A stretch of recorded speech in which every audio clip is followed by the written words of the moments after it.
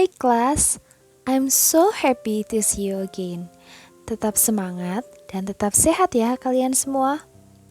Anak-anak, hari ini kita akan melanjutkan materi pada minggu lalu. Kita akan membahas tentang kondisi masyarakat Indonesia pada masa penjajahan. Apa saja ya yang dialami bangsa Indonesia pada masa penjajahan? Perkembangan kolonialisme dan imperialisme barat di Indonesia menyebabkan perubahan masyarakat Indonesia dalam berbagai bidang. Pemerintah kolonial menerapkan kebijakan yang merugikan bangsa Indonesia. Akibatnya, bangsa Indonesia melakukan perlawanan untuk mengusir penjajah.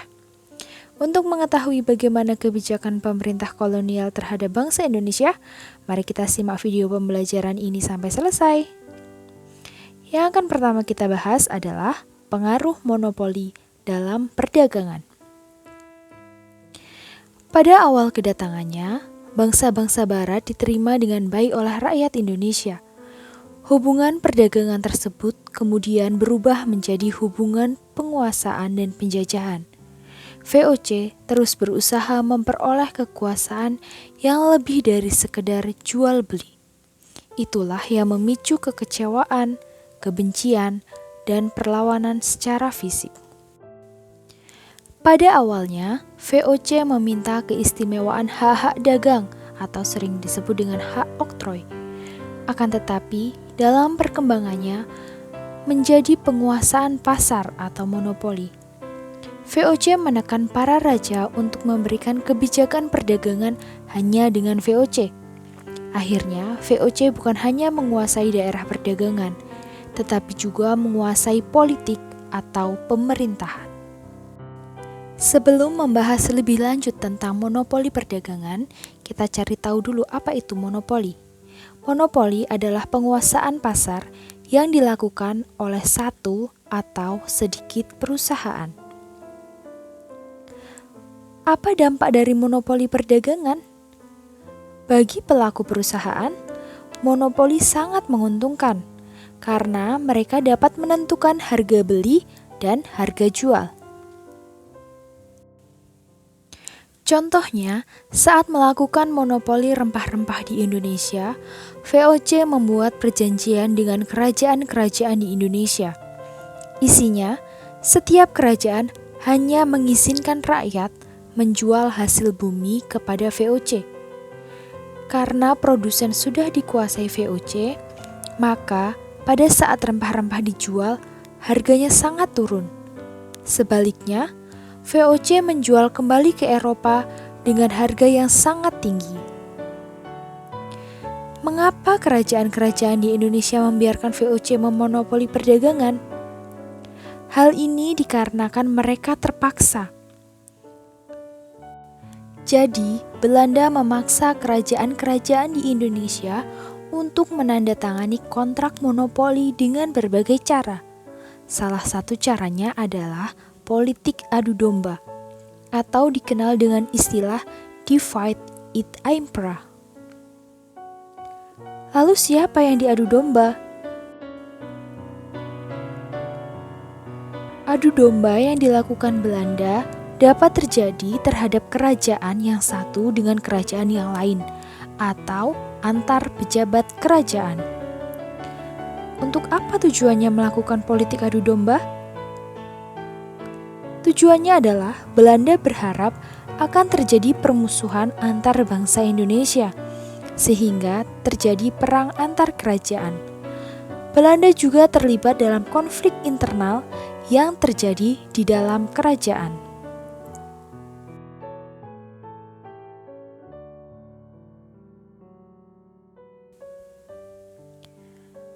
Pada saat terjadi perang antar kerajaan, Belanda mendukung salah satu kerajaan yang berperang. Demikian halnya saat terjadi konflik di dalam kerajaan. Belanda akan mendukung salah satu pihak. Setelah pihak yang didukung oleh Belanda ini menang, Belanda akan meminta balas jasa.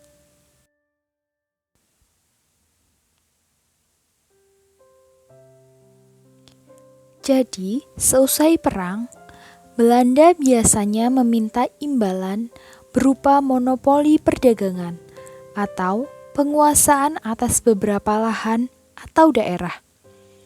Akibat monopoli, rakyat Indonesia menjadi sangat menderita. Dengan adanya monopoli, rakyat tidak memiliki kebebasan menjual hasil bumi mereka. Mereka terpaksa menjual hasil bumi hanya kepada VOC. VOC dengan kekuasaannya membeli hasil bumi rakyat Indonesia dengan harga yang sangat rendah. Padahal, apabila rakyat menjual kepada pedagang lain, harganya bisa jauh lebih tinggi.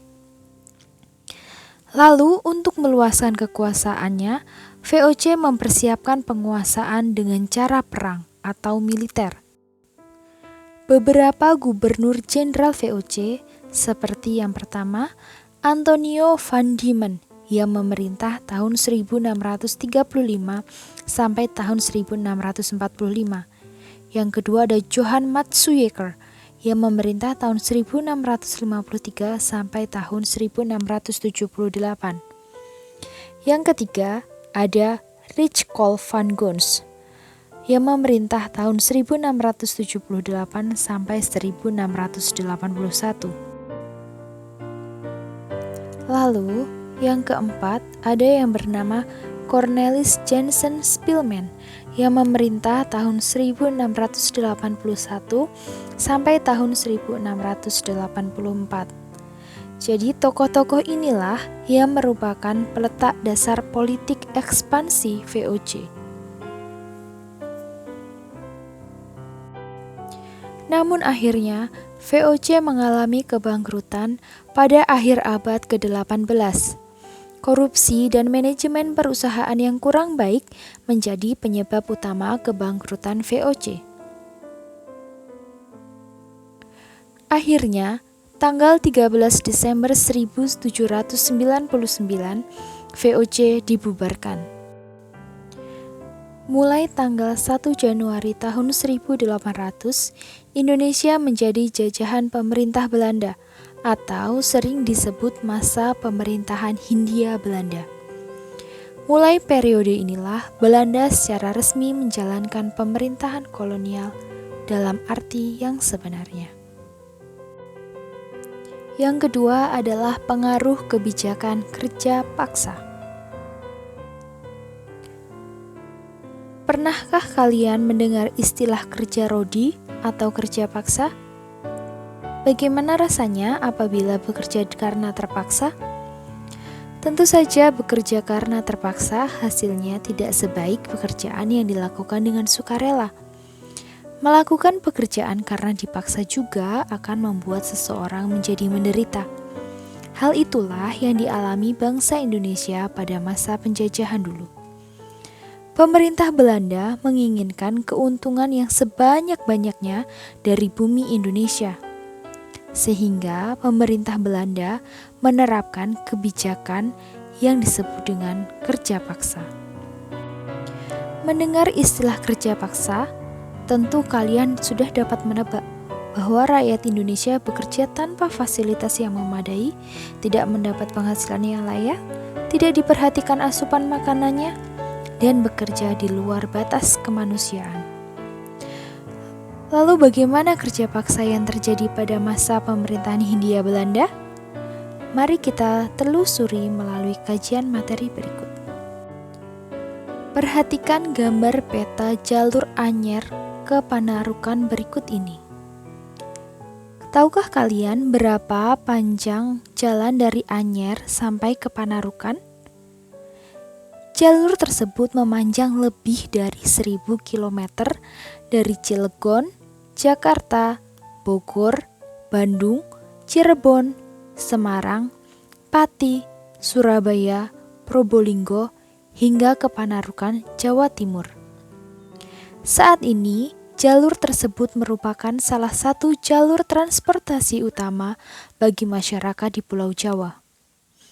Anyer sampai ke Panarukan dibangun selama 200 tahun yang lalu oleh pemerintah Gubernur Jenderal Daendels yang merupakan bagian dari Republik Bataaf, Prancis. Mengapa jalan tersebut harus dibangun? Bagaimana pengaruhnya bagi bangsa Indonesia? Jadi, Gubernur Jenderal Daendels yang memerintah tahun 1808 sampai tahun 1811 melakukan berbagai kebijakan seperti pembangunan militer, jalan raya, perbaikan pemerintahan, dan perbaikan ekonomi.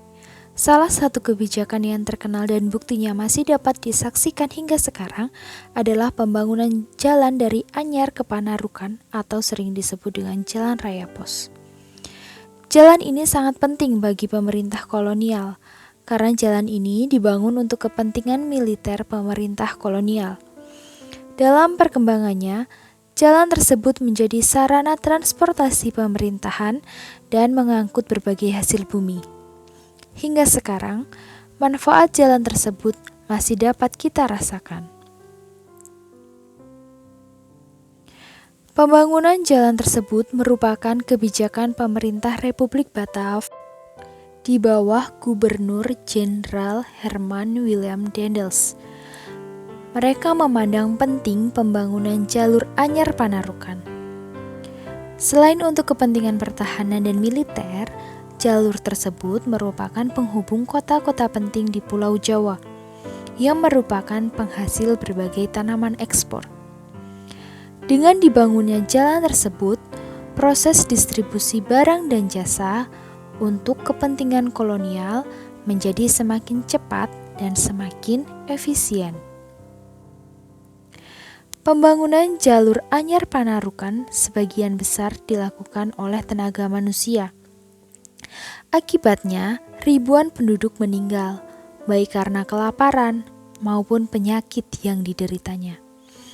Pengerahan penduduk untuk mengerjakan berbagai proyek Belanda inilah yang sering disebut dengan istilah kerja rodi atau kerja paksa.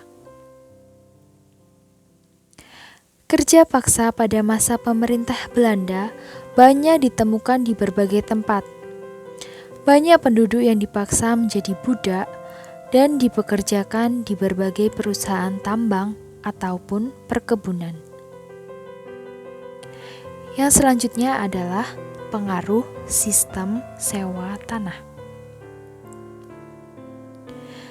Berikut adalah gambar Kebun Raya Bogor, yang merupakan salah satu pusat pengetahuan yang menyimpan berbagai jenis tanaman.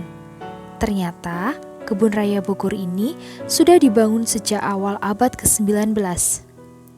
Tempat ini merupakan salah satu bukti pengaruh kekuasaan Inggris di Indonesia. Jadi pada masa tersebut, meletuslah perang di Eropa antara Perancis dan Belanda. William V dari negeri Belanda berhasil lolos dari serangan Perancis dan melarikan diri ke Inggris.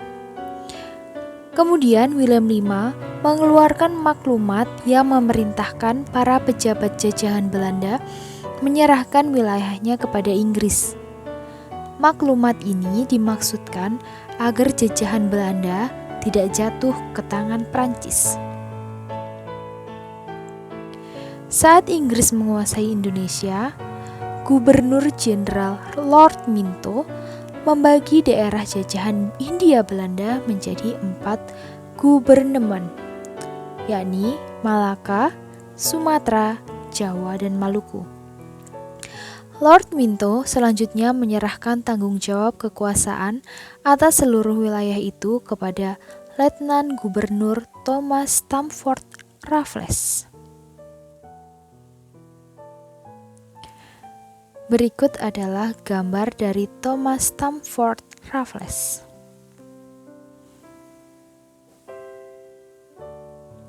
Salah satu kebijakan terkenal pada masa Raffles adalah sistem sewa tanah atau Land Rent System atau Ländliche Stelsel.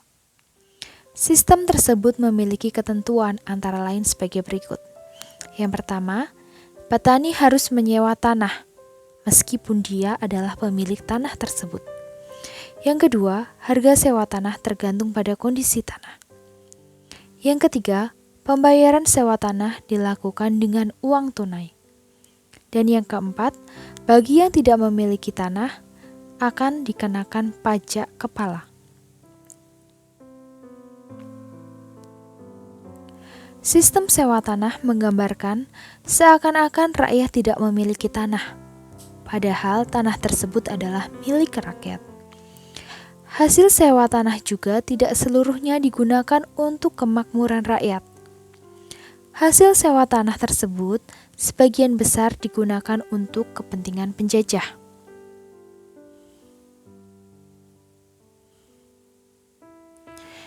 Pelaksanaan sistem sewa tanah tersebut dianggap memiliki banyak kelemahan, sehingga gagal diterapkan di Indonesia, dikarenakan beberapa hal berikut. Yang pertama, sulit menentukan besar kecil pajak bagi pemilik tanah, karena tidak semua rakyat memiliki tanah yang luasnya sama. Yang kedua, sulit menentukan luas dan tingkat kesuburan tanah petani. Yang ketiga, keterbatasan jumlah pegawai. Dan yang keempat, masyarakat desa belum mengenal sistem uang. Sistem sewa tanah diberlakukan terhadap daerah-daerah di Pulau Jawa, kecuali daerah-daerah Batavia dan Parahyangan. Sebab daerah-daerah Batavia umumnya telah menjadi milik swasta, dan daerah-daerah Parahyangan merupakan daerah wajib tanaman kopi yang memberikan keuntungan besar kepada pemerintah.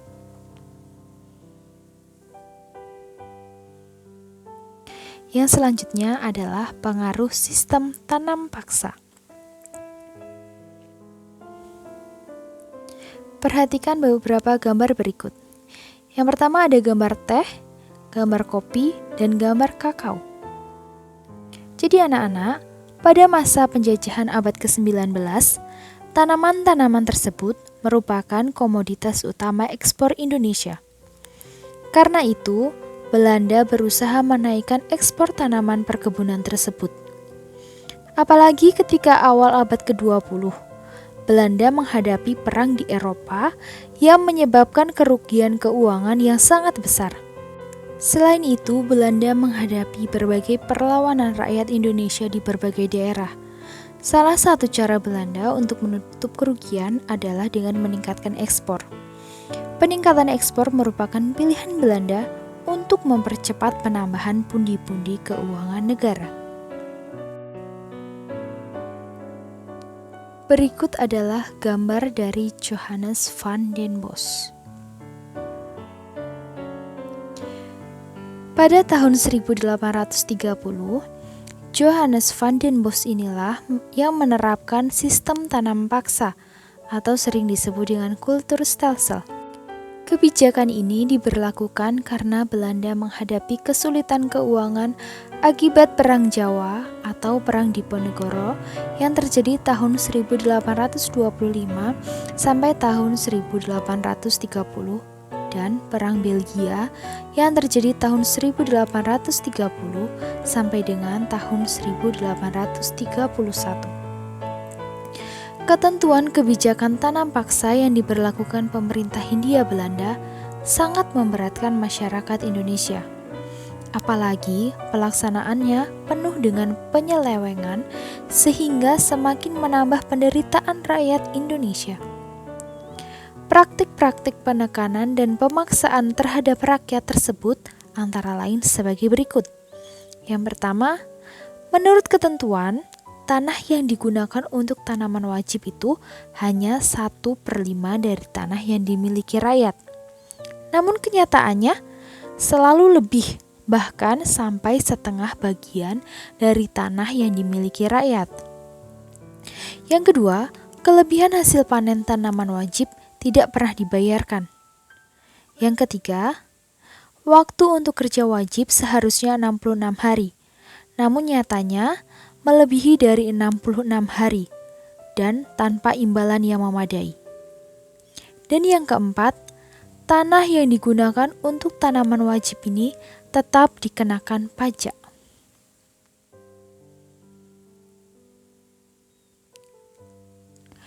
Dampak dari kebijakan ini pada tahun 1848 sampai tahun 1850 karena paceklik, 9 dari 10 penduduk Grobogan, Jawa Tengah mati kelaparan. Dari jumlah penduduk yang semula 89.000 orang, yang dapat bertahan hanya 9.000 orang saja. Penduduk Demak yang semula berjumlah 336.000 orang, hanya tersisa sebanyak 120.000 orang.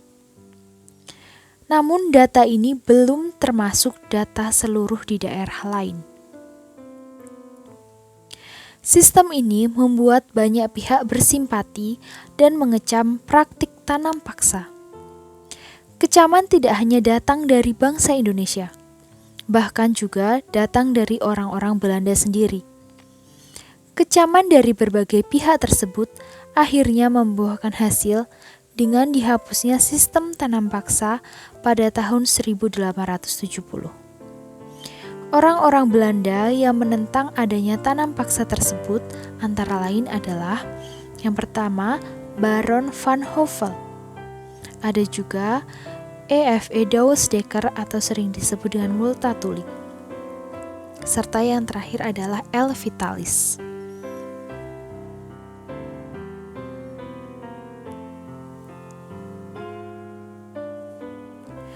Pada tahun 1870, keluar Undang-Undang Agraria atau sering disebut Agrariswet yang mengatur tentang prinsip-prinsip politik tanah di negeri jajahan yang menegaskan bahwa pihak swasta dapat menyewa tanah, baik tanah pemerintah maupun tanah penduduk. Tanah-tanah pemerintah dapat disewa pengusaha swasta sampai 75 tahun. Tanah penduduk dapat disewa selama 5 tahun, dan ada juga yang disewa sampai 30 tahun.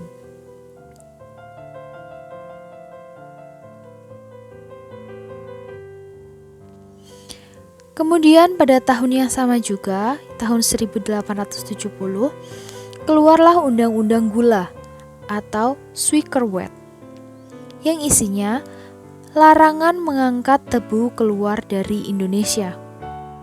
Jadi, tebu-tebu ini harus diproses di Indonesia. Pabrik gula milik pemerintah akan dihapus secara bertahap dan diambil alih oleh pihak swasta. Pihak swasta diberi kesempatan yang luas untuk mendirikan pabrik gula baru. Melalui Undang-Undang Gula, perusahaan-perusahaan swasta Eropa mulai berinvestasi di Hindia Belanda atau Indonesia di bidang perkebunan. Sejak Undang-Undang Agraria dan Undang-Undang Gula dikeluarkan, pihak swasta semakin banyak memasuki tanah jajahan di Indonesia. Mereka memainkan peranan penting dalam mengeksploitasi tanah jajahan. Tanah jajahan di Indonesia berfungsi sebagai tempat untuk mendapatkan bahan mentah untuk kepentingan industri di Eropa dan tempat penanaman modal asing, tempat pemasaran barang-barang hasil industri dari Eropa, serta tempat penyedia tenaga kerja yang murah. Oke anak-anak, sekian materi pada hari ini. Jika masih ada materi yang kurang jelas, boleh ditanyakan. Untuk tugasnya, silahkan kalian jawab pertanyaan berikut. Yang pertama, bagaimana cara Belanda melakukan politik divide et impera pada rakyat Indonesia? Dan yang kedua, tuliskan 3 perbedaan antara Landelijk stelsel dan kultur stelsel. Silahkan kerjakan tugasnya di buku tugas IPS dan kemudian dikumpulkan di Google Classroom sebelum jam 12 siang ini. Oke, sekian video pembelajaran pada hari ini. Thanks for watching and see ya!